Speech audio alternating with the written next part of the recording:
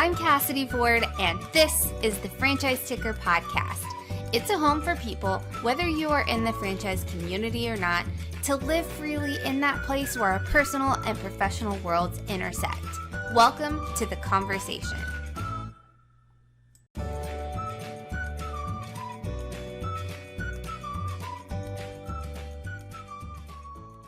Welcome back to the Franchise Ticker Podcast, everyone. I am Cassidy Ford.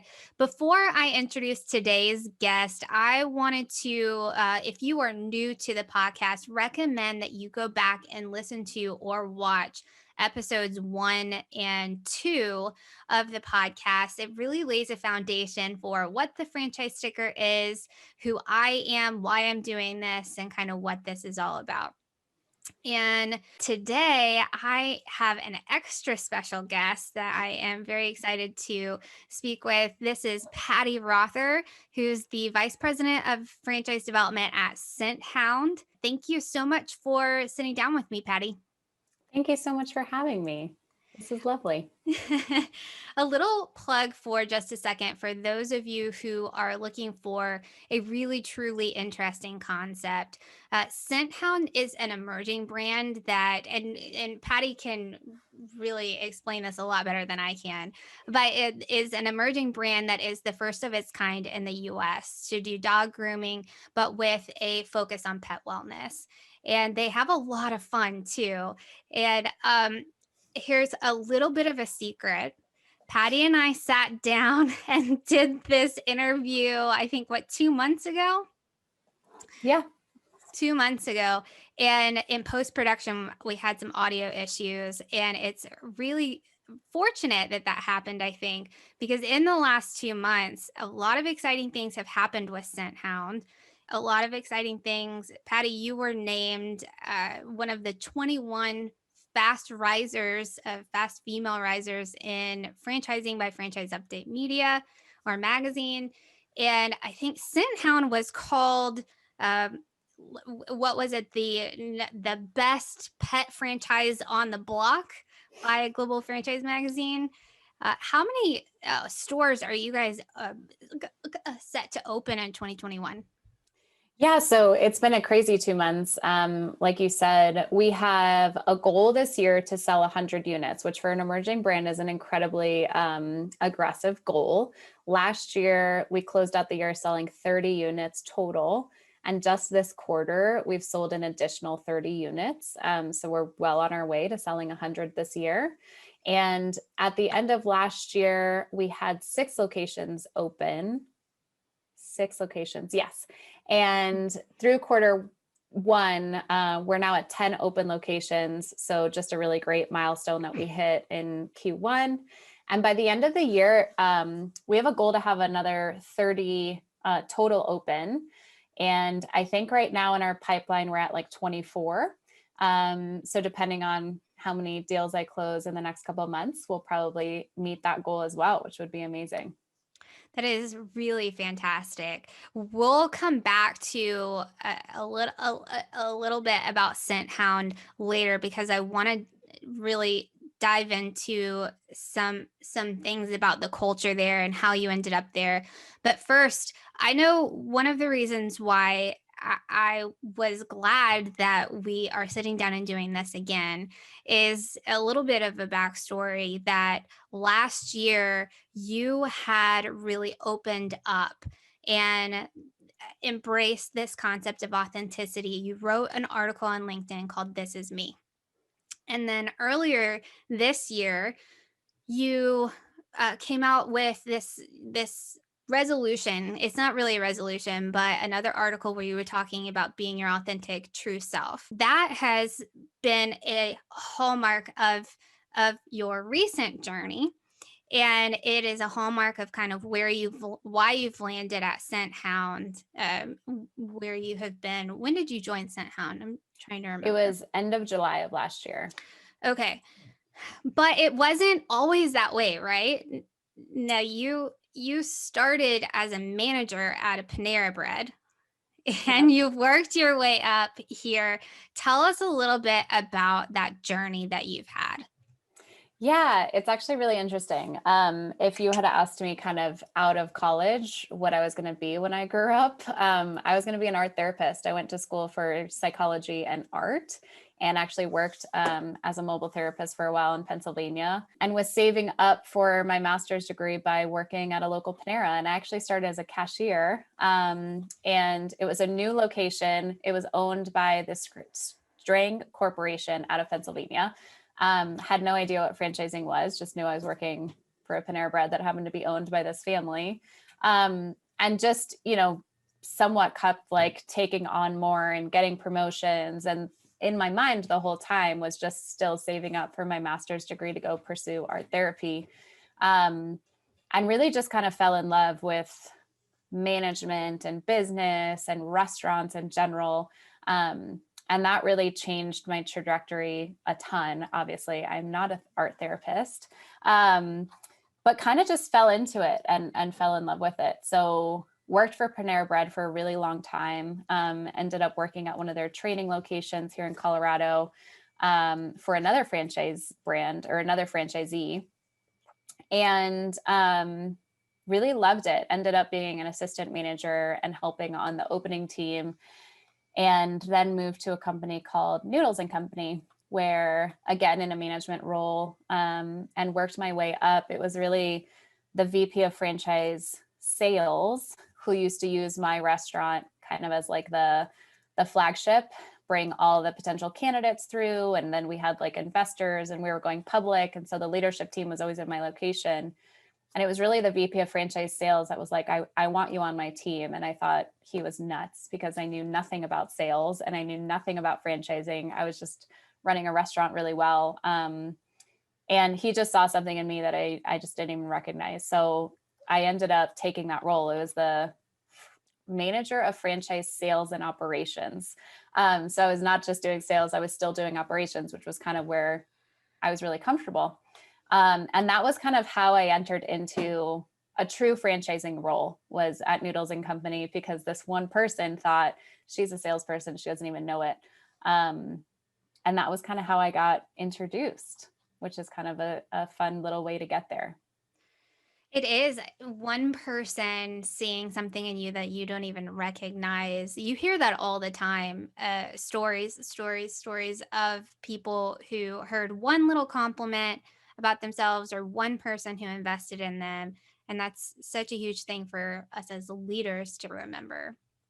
Yeah. And I think what's so interesting is because I came from operations, that really does differentiate me in a lot of ways, kind of in the sales arena, because I kind of get it on a different level. And I also know kind of who I'm putting through a pipeline and sending over to my ops team. Like, I think I just understand that a little better too. But also because I wasn't really like formally trained as a salesperson, I kind of found my own way. And I think that's really one of the things that still makes me successful in this role, is because it's not the norm. It's not the way that kind of maybe everybody else was trained. And I somewhat take advantage of that, having just human conversations, connecting with people on a different level, not being like salesy or pushy or anything that I wouldn't want kind of done to me. And I'll hear it a lot, like after the fact, just like, thanks for this. This was so refreshing. This was so different from all the other conversations I've had. And I like that. I like that they feel that way, kind of going through the process that we've created at Scenthound, but also in a lot of the other brands that I worked for. There's a few different things there that I wanted to ask you about.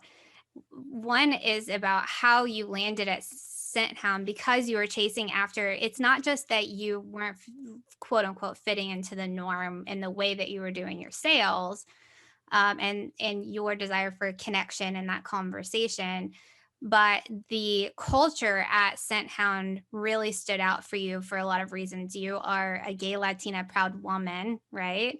Yep. And there are some of the norms that you have found in your career that you didn't fit into, right? But culture plays a big part of that. Yeah, I mean, what was really interesting about last year was I was at a company called Blink Fitness, which is an incredible brand based out of New York, part of kind of the larger brand family with Equinox and Soul Cycle, and just like a super exciting brand. And I loved it. I loved the people there. It was very open. So like there were a ton of gay people at the main office, and we celebrated Pride Month like in a super huge way, and Women's International Month. And so Blink never had an issue kind of like standing up and being known for openness and acceptance. But it was really the franchising world where I struggled a lot. I think it's absolutely gotten so much better. But when I first entered into franchising, it was very like white male driven. And I look younger than I am, which is a blessing, but sometimes when you're in business, it's not. Yep, So, it's not. I'm the 26-year-old, people think I'm like 19, and the intern, and I'm the one having kind of sales conversations with them and trying to convince them to come on board with whatever brand I was representing. And it was challenging in a lot of ways. I think being the female in the room is still very much a minority. Being younger was hard. Mm-hmm. And then certainly being married to a woman was not something I was openly sharing. And I would actually ask a lot of my male coworkers, like, how often do you get asked what your spouse does? Because it was such a common question when I would be having these initial sales conversations and just like chit chatting and getting to know the person. They would always ask me what my husband did. And I thought it was such a strange question and like really confronting for me, especially because I don't have a husband, I have a wife. And so for a really long time, I would answer honestly. At the time, my wife was a training specialist, like a training manager at Noodles & Company. So I would just say, oh, they're in the restaurant industry as well. They oversee training. Is And that where you guys met? Was at Noodles & Company? It was actually at Panera. Okay. So when I moved to Colorado, I ended up working at her restaurant. She was the general manager and I was the shift manager. Oh, wow. That's a story for another day. Yeah, I distracted you, but yeah, like that was just really challenging. And I was raised by a single mom, a total powerhouse, like just an incredible businesswoman. And for a long time, like I would hold a lot of anger toward the fact that I was getting asked what my husband did all the time. None of my male coworkers were being asked what their wives did. Like that's not a question that people ask. Right. And then just feeling really angry kind of with myself that I wasn't just owning it and saying, well, my wife is a training manager, and just kind of putting it out there. It just felt like it wasn't okay. And again, I was still young and new in franchising. And I think the franchising world was very different. Like I didn't know a lot of out people in the franchising world. And I think sometimes there's this weird thing that happens where like gay men are easily accepted more than gay women. And that's still something for whatever reason in business that exists. And it definitely depends on the industries, but Paul Pickett is amazing and is one of the only people I knew who was out in the franchising world when I first entered. And that was it. It was just like, it felt like it was just him and I wasn't really out at the time. So that was just really challenging. And I think more hard for me when I came to Blink. It was really the first company that I started where like right from the get-go, I'm married to a woman. It was a non-issue, but still in franchising, it felt a little weird. There's still sometimes too, where depending on where the folks are from that I'm talking to, like, it's just not something that I openly will share unless asked directly. And I think that's just still a thing in our country that we're all working on too. But with Blink, we, pandemic hits, we close all of our locations, and I ended up getting furloughed at the end of March, which was really hard. I have never been let go from a job. I've never been furloughed. I've never been fired. So that was super confronting for me. And I didn't realize how much I tied like my self-worth to what I did for a living. Yeah. So when that was taken away, I was like, who am I? I was having all these existential crisis moments. But I was furloughed for, I think, a total of 4 months. And it was actually an incredible gift. In the moment, it was hard to recognize, but kind of towards the end, spending a ton of quality time with my daughter was amazing. Being home and not traveling so much was amazing. And really having time to think about what I actually want to do and who I want to be surrounded by and, who I want to work with was such a gift, because in the past I've just always like chased the next promotion, the next kind of shiny, cool job. And I never really gave a lot of thought to like, are these people I want to hang out with every day, like spend more time with than my spouse, right? Like this is a significant decision, and I never really thought about it. So what was really a gift was I very much identified the kind of brand I wanted to work for, the kind of people I wanted to surround myself with, the culture that I was really seeking. And when I started evaluating jobs, it was through that lens, which I had never really had an ability to do in the past. And the thing that really stopped me in my tracks about Scenthound was, first of all, it's an incredible brand, like just the concept, everything that we do, I absolutely can stand behind. So that was great. But I had, there are plenty of brands that were really exciting too, that I had worked for and I believed in. The thing that really stopped me in my tracks was the team. So I went through the interview process and I started talking to everybody and asking them questions, and the authenticity that existed already, kind of the candor that I witnessed, the realness of everybody was so refreshing. That I knew kind of immediately once I was going through the interview process, like this is the place I've been looking for. You wrote that piece in July of 2020, the This Is Me, where it was the first time I had kind of seen you in circles around, but I did not know like your background. I did not know much about you. And that article was very eye-opening. Did you write that? Tell us a little bit about that, why you wrote it, and did you write it before you were at Scenthound or after you had joined their team? Yeah, so that was kind of like the culmination of the end of being furloughed. So I believe I did have kind of the Sinhoun offer, and or was close to it, like kind of knew I was going to be doing that.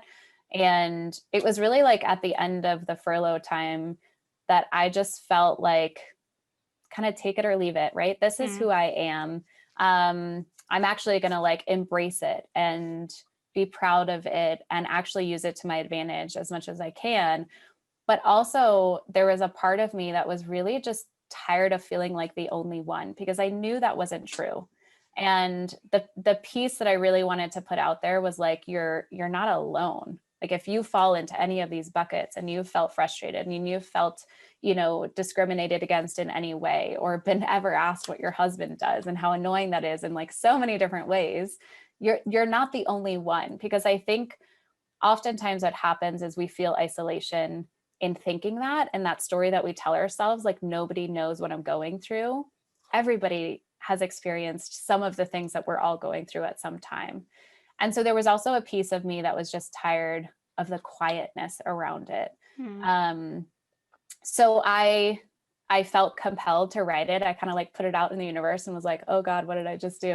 And what's really funny is like, there were some really incredible responses and personal messages that I got that were really wonderful, but it really was just like, it just hung out for a little bit and it didn't go anywhere, which was fine. I didn't like need it to go viral.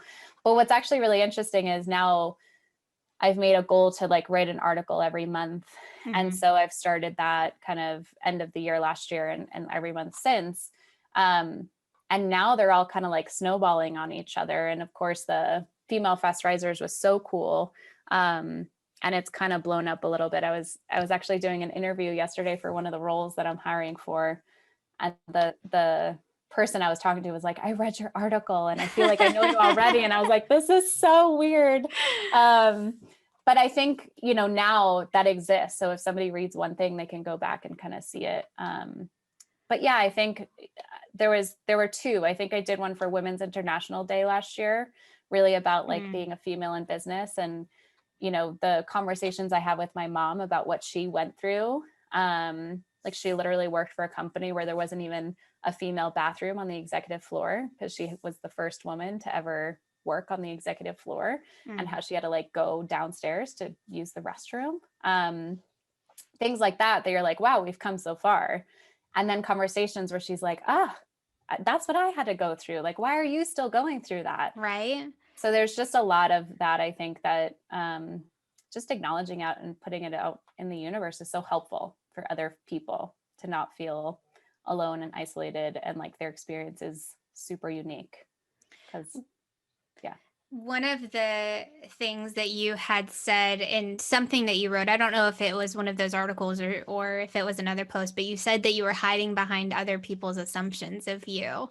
And I remember thinking when I first, quote unquote, came out on like in my professional world about having Tourette's and, really openly discussing mental health issues and learning disabilities and things like that, and owning, hey, this is who I am. I had an overwhelming amount of support, but it did snowball, right? And it's turned into, like, I understand what you're talking about is that it kind of builds and builds and builds. And I'm wondering, like, if you had not taken that first step, do you think to just be your true self and like put that out there, do you think that you would have been able to do to this point what you've done since then? I mean, we're selling deals, even the amount of influence that you've been able to. Would that person who you interviewed even know who you were? Right? Do you think taking that first step was the hardest part of that?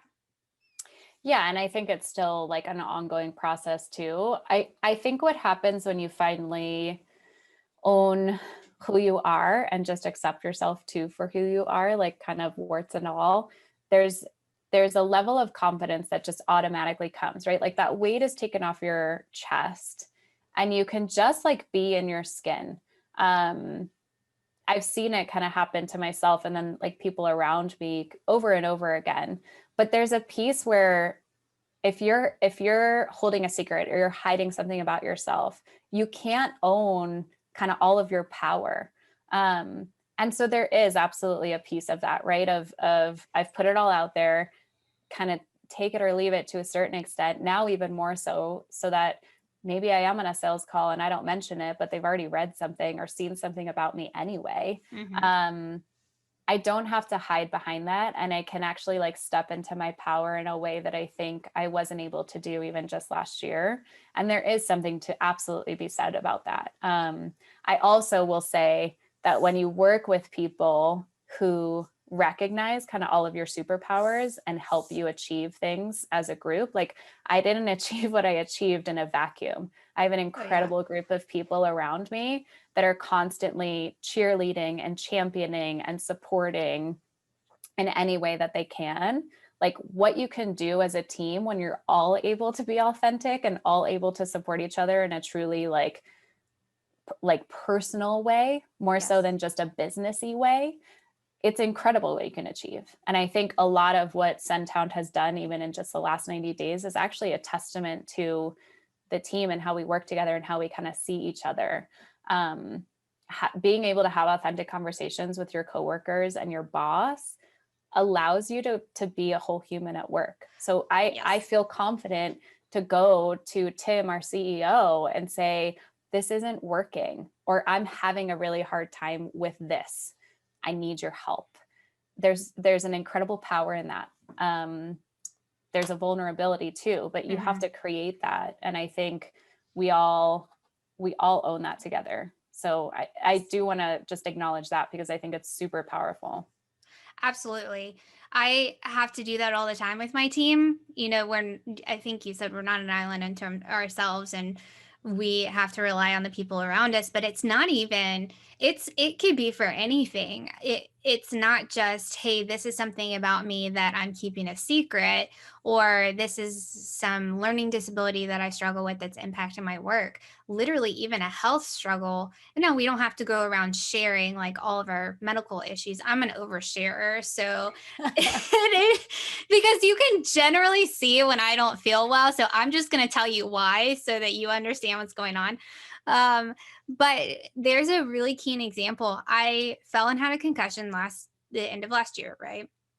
And it was a long time before I'm still struggling with that, but I think in about February, maybe the beginning of February, we had a really big presentation that we were doing.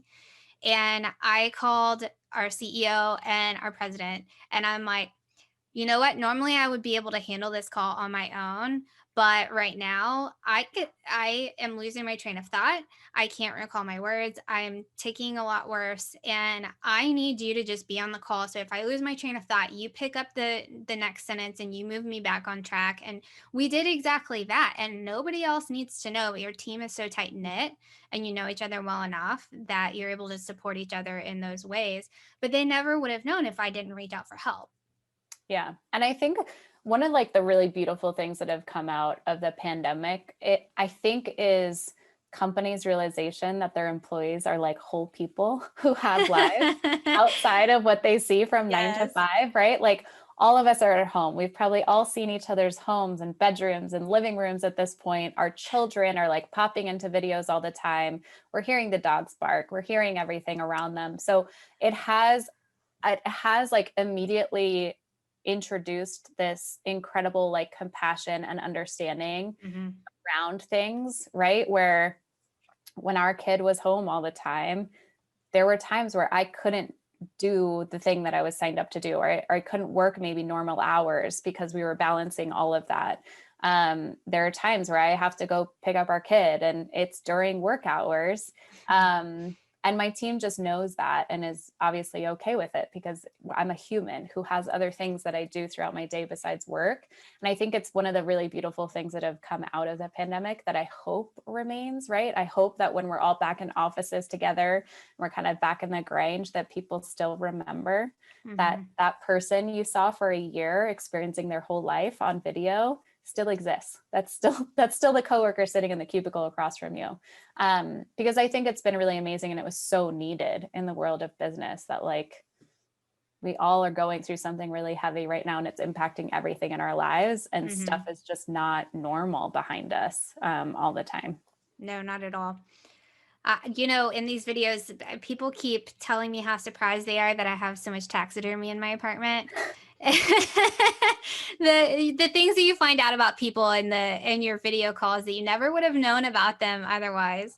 Yep. So, do you think that the level of vulnerability and connection that we have been forced to engage in throughout the pandemic will lead to more acceptance and then maybe therefore more diversity in the franchise landscape? I hope so. I really have seen like a shift kind of even more recently in the franchising world, which I've been loving to watch. Um, and I think just in general, like our society is more accepting and open and vocal than they ever have been.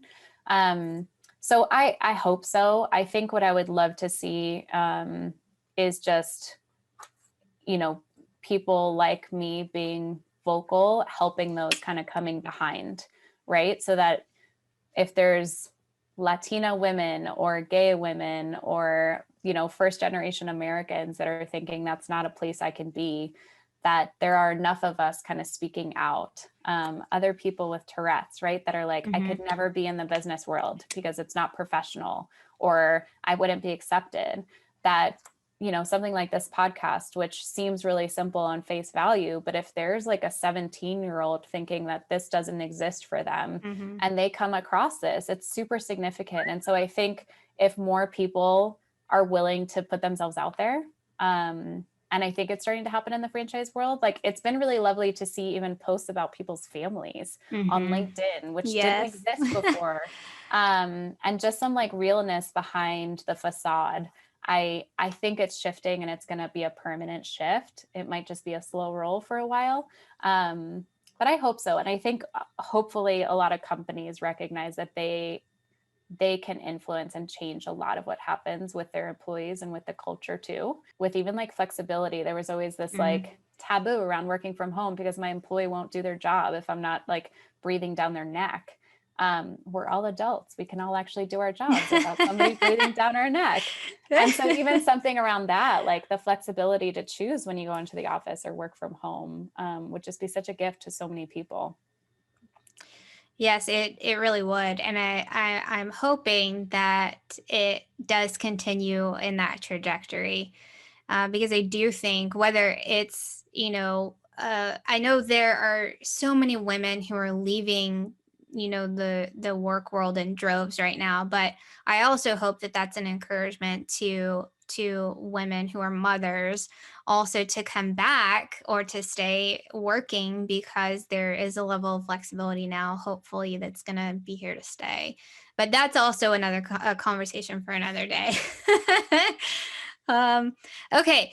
Last question is basically if you have some words of wisdom to other people about, not everybody, no, nobody finds it easy to really be truly authentic and put ourselves out there. But if you were to offer up some advice about how to do that, what would you tell everyone? Oh my gosh. I think the one thing is that it is a process. It's not like one Mm. day you just decide and you put it out there and then that's the end of it, right? I think I've like come out as a gay woman, I don't know, 20,000 times since the first time, because it's just like a constant process and education. Yes. And it's the same, right? People don't think I'm Latina because I have light eyes and light skin, which is can be offensive sometimes because there are many, many Latin countries in this world that are not close to the equator. But I think knowing it's a process is helpful because it can feel really frustrating if you're doing it time and time again and feeling like, why do I have to keep explaining myself all the time? And then I think too, like find your own time and process. I don't think anyone's process and timing is ever the same. So know that if you're not ready, that's okay. If you're ready and you're super young, that's okay too. I think the generations coming up behind us are very evolved compared to maybe where we were even in terms of owning kind of their Yes. themselves, which I think is beautiful. But yeah, just knowing it's a process and taking your time and having some patience with other people because they won't necessarily get it the first time and they may never get it, and that's okay too. 1000%. I love that. So, where can we find you? How can we learn more about Scenthound? How can we connect with you? Yeah, so I'm pretty active on LinkedIn. So my profile is just my name, Patti Rother. You should be able to find me pretty easily. And then Scenthound is kind of on all channels. Our website is just scenthound.com. You can link to the franchising page. We were just on the cover of Global Franchise Magazine, so check out that article. And recently just sent out a growth release about our exciting first quarter and kind of what this year is already shaping up to be, which is out and about, kind of getting picked up everywhere. So look out for that as well. It's really exciting times. Very cool. Well, thank you so much, Patti. I really appreciate it. Thanks so much, Cassidy. Bye. Thanks for tuning in to the Franchise Sticker podcast. You can follow the Franchise Sticker on Instagram and Twitter at the handle @FranchiseSticker. Don't forget to subscribe to our videos on YouTube and like, comment, and share. See you on the next episode.